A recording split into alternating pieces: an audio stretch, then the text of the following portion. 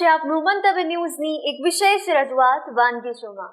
Tata sponsored by LG બાંધાની હિંગ, essence of authentic taste since 1894, co-presented by Varmora homeware and mother's recipe પ્રેમનો સ્વાદ.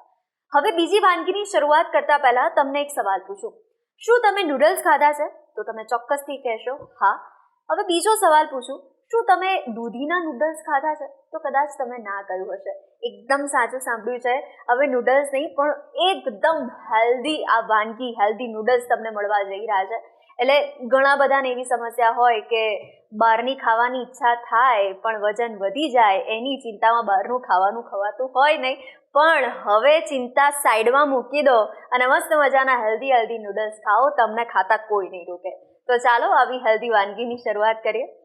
દિવ્યાબેન, મસ્ત મજાની આજે તો વાનગી તમે લઈને આવ્યા છો, એટલે સૌથી પહેલા તો આ વાનગી વિશે થોડુંક હજી જણાવો આપણા વ્યુઅર્સ. હા, કેવું છે કે નૂડલ્સ એક સ્ટ્રીટ ફૂડ છે અને એમાં મેંદાનો બહુ જ વધારે પ્રમાણ હોય છે. તો મેંદો ઓબ્વિયસલી બધાને ખબર છે કે અનહેલ્ધી છે. નાના ખાય મોટા ખાય તો મેંદાનું પ્રમાણ આપણા બોડીમાં એટલું બધું જાય એ સારી વસ્તુ છે નહીં. તો મેંદાની જગ્યાએ ઘઉંના નૂડલ્સ છે. તો ઘઉંના નૂડલ્સ પણ એવું છે કે અત્યારે ડાયાબિટીસ જે વસ્તુ છે, ડિસીઝ, એ બહુ જ નાની ઉંમરના લોકોને આવી જાય છે. તો આપણે અત્યારથી જ એટલું સાવધાન થઈ જઈએ કે ના કોઈ એવી વસ્તુ એની રિપ્લેસ કરીએ. કે જુવારના નૂડલ્સ પણ લોકો ખાતા હોય છે, પણ આ એક સબ્જી છે કે ચલો કોઈને ઇન્સ્ટન્ટ થઈ જાય છે અને ના બોઇલ કરવું પડે ને કંઈ જ નહીં. એટલા માટે દૂધી છે, તે દૂધીનું શાક કે છે. કોણ ખાય યાર દૂધિયા?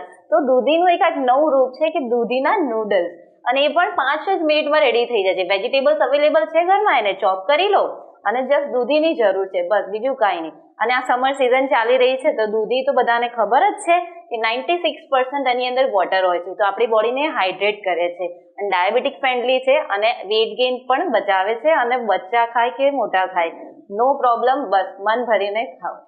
તો એની માટે આપણે ચલો ઇન્ગ્રેડિયન્ટ્સ જોઈએ. ચોક્કસ. તો સૌથી પહેલા ટમાટર લેવાનું છે, એને આપણે ધ્યાન રાખવાનું છે, એને ઊભું આપણે સમારવાનું છે. એની માટે શું થોડું પ્રેઝન્ટેબલ બી લાગે અને લાગે કે હા નૂડલ્સ ખાઈએ છીએ.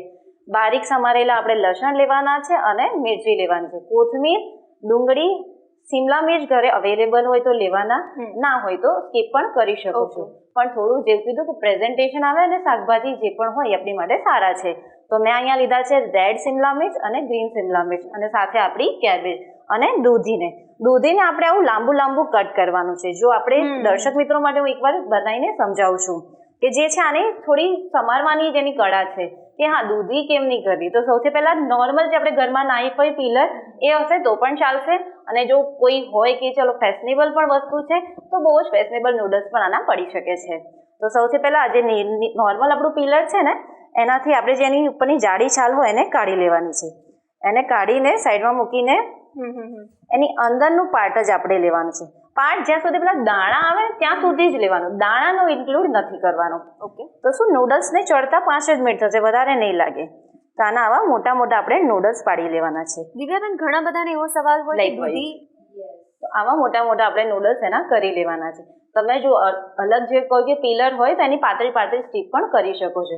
અને આ પિલર એક એવું છે કે બટાકા સમારવા હોય કે કાંઈ પણ તો બધાના ઘરમાં અવેલેબલ હોય છે. તો મેં બેઝિક વસ્તુ બતાવ્યું છે.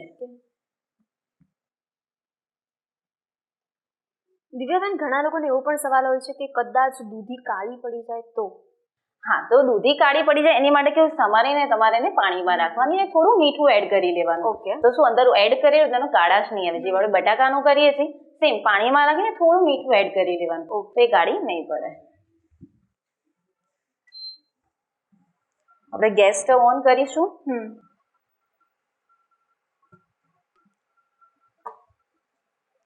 2 ટેબલસ્પૂન ઓઇલ એડ કરીશું.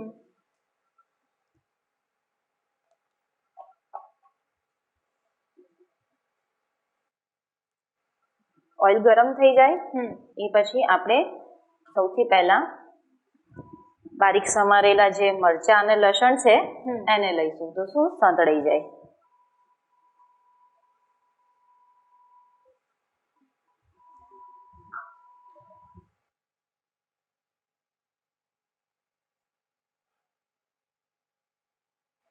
જેમ નૂડલ્સમાં આપણે black soya sauce, red chilli sauce અને ગ્રીન ચીલી સોસનો યુઝ કરીએ છીએ, આમાં પણ એ જ યુઝ કરવાનું છે. તો જે નૂડલ્સનો ઓથેન્ટિક ટેસ્ટ છે એ ના જાય અને દૂધી સાથે આપણને સારું પણ લાગે. અને બેઝિક મસાલામાં તમારે મરચું, હળદરનો યુઝ કરી શકો છો, અને red chilli sauce, green chilli sauce આવે છે તો એ ના કરો તો પણ ચાલશે. મારી રેસિપીઝમાં કેવું છે, હું બેઝિક મિનિમમ જેટલી વસ્તુ એટલું જે ઘરમાં અવેલેબલ છે, બહાર લેવા જવું પડે નહીં, એટલામાં જ હું યુઝ કરતી હોઉં છું.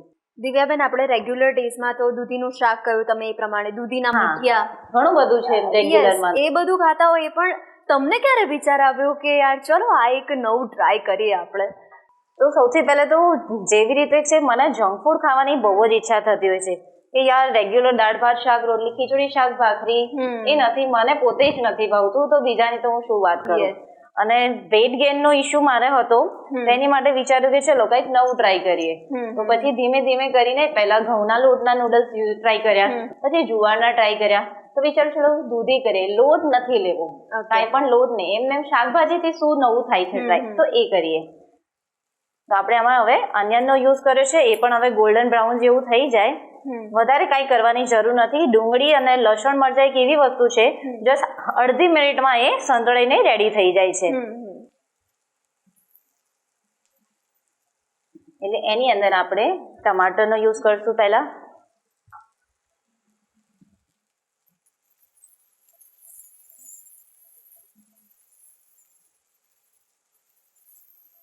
અને આમાં ઓઇલનો પણ યુઝ એટલો બધો થતો નથી, કે ઓલરેડી જે બધા વેજીટેબલ્સ છે એની અંદર થોડું પાણી જેવું નીકળતું જ હોય છે, તો ઓઇલનો પણ આપણે એટલો બધો યુઝ કરવો પડતો નથી.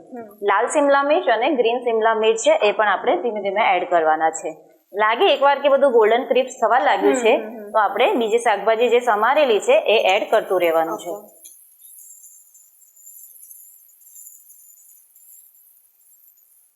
આ બધા શાકભાજી અંદર મિક્સ થાય એટલે આમ લાગે કે હા ચાઇનીઝ બની રહ્યું છે. તો ચાઇનીઝ ને જે સ્મેલ આવે ત્યાંથી સેક્ચર જે પણ હશે ખાઈ લઈશું. અને તમે સુગંધની વાત કરી છે, ખરેખર આ મસ્ત મજાની સુગંધ આપણા વાનગીના રસોડે તો પ્રસરી ગઈ છે.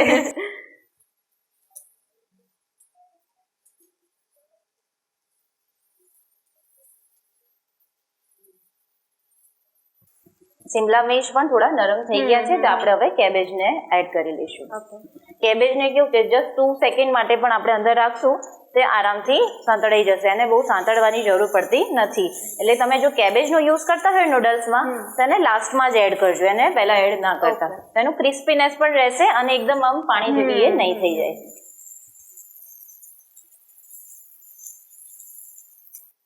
એટલે એકદમ આપણે ચડી નથી જવું. ના, એકદમ ચડાવવાનું નથી, થોડું ક્રિસ્પીનેસ બધા વેજીટેબલ્સમાં રહેવા દેવાનું છે.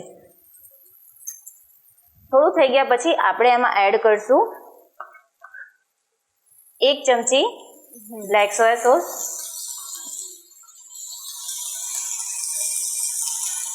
1.5 tablespoon green chilli sauce and 1 tablespoon red chilli sauce. Green chilli sauce થોડો વધારે યુઝ કરશો તો રેડ ચીલી સોસ ઓછો યુઝ કરવાનો, તો તીખાશ એટલી બધી એમાં ના આવે. અને આપણું નમક, હું આમાં બીજા કોઈ પણ મસાલાનો યુઝ નથી કરતી. તમારે જો થોડું તીખું જોઈતું હોય તો લાલ મરચાંનો યુઝ કરી શકો છો.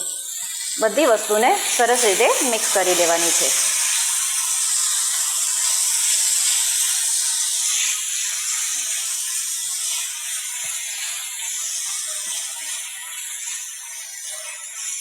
વિનેગરનો પણ યુઝ આમાં થઈ શકે છે, પણ વિનેગરમાં કેવું છે કે વિનેગર પણ આપણા બોડી માટે એટલું સારું નથી, પણ આમાં થોડો યુઝ કરો તો સારું છે. અને દૂધીના નૂડલ્સ છે ને વિનેગરનો યુઝ આવતો નથી.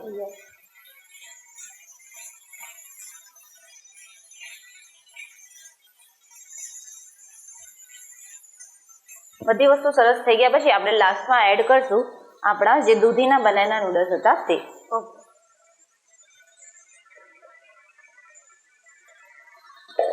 તેને પણ આપણે સરસ રીતે મિક્સ કરી લઈશું.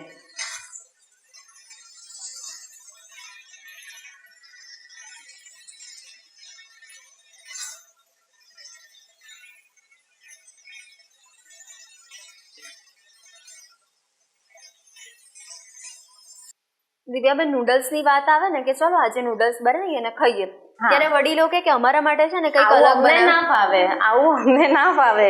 પણ જો આવા નૂડલ્સ મળતા હોય દૂધીના તો પછી વડીલો હોંશે ખાય છે. આ બનાવી દેજો અમારા માટે. અમે પણ લઈશું, થોડું અમારા માટે પણ બનાવજો.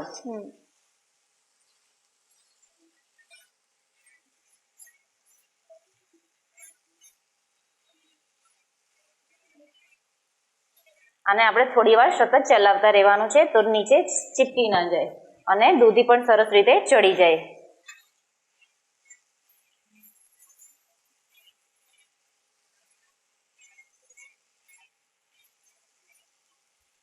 લાસ્ટમાં આપણે ઉપર થોડા તેલ યુઝ કરશું. ફોર ધ ડેકોરેટિવ પર્પઝ પણ સમજી શકીએ છીએ અને તેલથી પણ આપણે થોડું મંચુરિયન નૂડલ્સ ખાતા હોય એવું આપણને લાગે છે.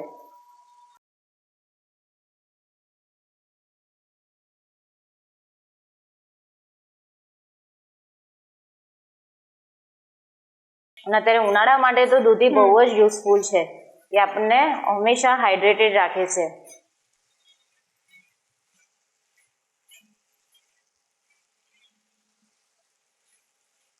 રેડી થઈ ગયા છે આપણા દૂધીના નૂડલ્સ. તો આપણે આને એક પ્લેટમાં સર્વ કરી લઈશું.